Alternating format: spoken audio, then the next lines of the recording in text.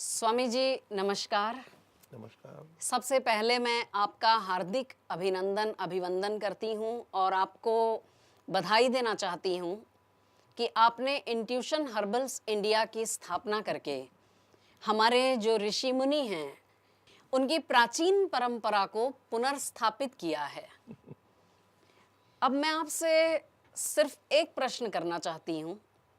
इतने वैद्य हैं, इतने वैद्य औषधि का आविष्कार कर रहे हैं, निर्माण कर रहे हैं, मार्केट में इतनी आयुर्वेदिक औषधियाँ चल रही हैं, लेकिन आज तक मैंने नाभि चक्र के बारे में कोई आयुर्वेदिक औषधि न सुनी न देखी। और आप ये नाभि चक्र के ऊपर जो बहुत ज़्यादा जोर दे रहे हैं या उसके बारे में बता रहे हैं, तो इसके पीछे राज क्या है, रहस्य क्या है? देखिए शर्वरी जी, आपने बहुत अच्छा क्वेश्चन किया है। बहुत अच्छा आपका जो प्रश्न है वो बड़ा महत्वपूर्ण है आज के समय में। नाभि हमारे ऋषि मुनियों के समय से ही बहुत इम्पोर्टेंट पॉइंट रहा है, क्योंकि ये जो हमारा एम्बिलिकम कॉर्ड है, सबसे पहले जब शिशु गर्भस्थ होता है तो सबसे पहले नाभि चक्र बनता है जी और उसके बाद पूरा शरीर बनता है। जी हाँ। तो आप इसको ये कह सकते हैं कि ये नाभि चक्र ही हमारे पूरे शरीर का केंद्र है। जब यदि कोई किसी चीज का केंद्र होता है तो वो हमेशा महत्वपूर्ण होता है। जैसे सूर्य हमारे इस सौर मंडल का केंद्र है, तो क्या आप सोच सकते हैं उसके बिना आपका जीवन चल सकता है? बिल्कुल नहीं चल सकता। तो नाभि चक्र को एक सूर्य चक्र भी नाम दिया गया है, सोलर प्लेक्सस भी बोला जाता है इसको। और सबसे बड़ी बात ये कि हमारे ऋषि मुनियों ने, हमारे जो धर्म के जो धर्माचार्य थे, उन लोगों ने भी, जैसे कि गुरु ग्रंथ साहिब जी में भी उन्होंने कहा है कि नाभि से ही आत्मा आती है और नाभि से ही जाती है। जी। पंजाबी में एक शब्द और है, धरन। धरन का अर्थ है जो चीज पूरे शरीर को धारण करती है, वो धरन है। अब आप बताइए, जब हमारे ऋषि मुनियों ने, हमारे पुराने लोगों ने इतनी बड़ी महत्ता हमारी बताई है इस चीज की, तो मैं उसका नाम बार बार क्यों ना लूं? दूसरी बात, उचित है। हाँ, तो दूसरी बात एक और भी है कि जो पहले के वैद्य थे वो इस चीज को जानते थे। तो सबसे पहले देखा उन्होंने, हाँ भैया नाभि गई हुई है क्या?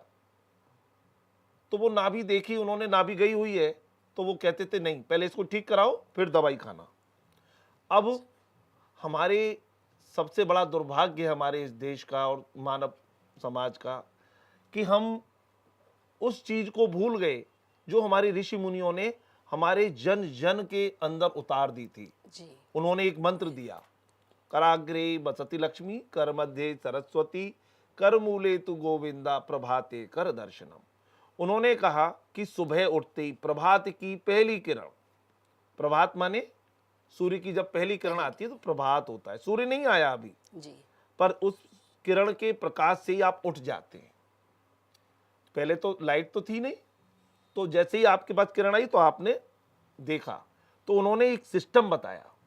अब हम लोग उस सिस्टम को भूल करके सिर्फ हाथ देख रहे हैं। गांव में आज भी आप देखेंगे, या बहुत से लोग शहरों में भी, कि भाई मैं तो उठ के सुबह ही सुबह सबसे पहले हाथ देखता हूं, बड़ा शुभ होता है, सबको पता है। पर जो विज्ञान था उसको हमने छोड़ दिया। हम एक केवल ढकोसले में फंस गए कि हाथ देखना है। हाथ देखने से कभी कुछ नहीं होता। आप कितनी अच्छी से अच्छी कोई भी इक्विपमेंट ले आइए, वो अपने आप काम नहीं करते। उनको काम करने के लिए हमें निर्देशित करना पड़ता है, हमें देखना पड़ता है, उनकी साथ संवाद करनी पड़ती है।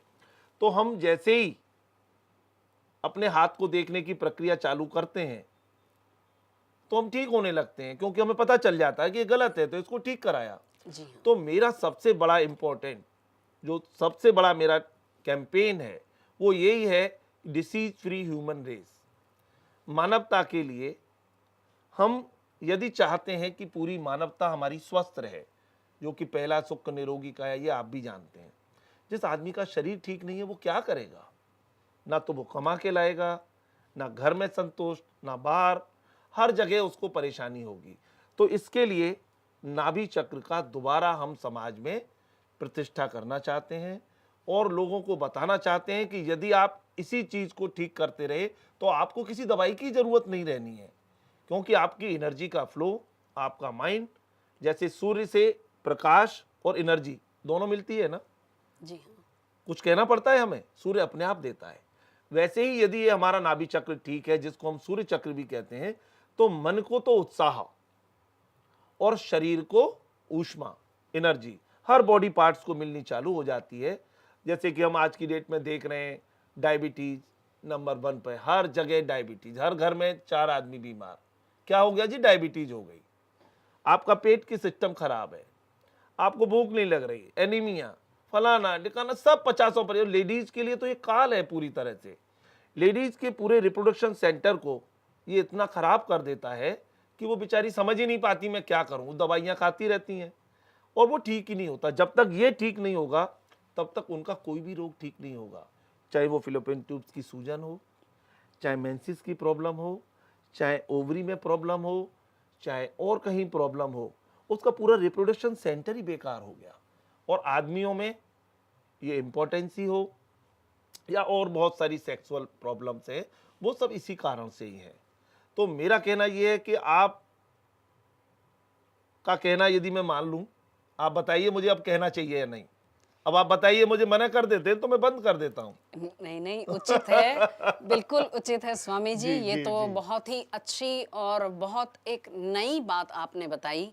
आज हम लोगों को एक बहुत नई चीज तो मैं नहीं कहूंगी, लेकिन जो चीज हमारे समाज से हमारे विलुप्त हो ऋषि गई है। मुनियों ने जो उत्थान किया था, लुप्त हो गई है, जी, उसका आप पुनर्निर्माण कर रहे हैं, मैं उसकी समाज में, पुनर्स्थापना हाँ, कर रहे हैं। जी जी जी, मैं पुनर्स्थापना करना चाहता हूं और इसके लिए कृत संकल्पित हूं।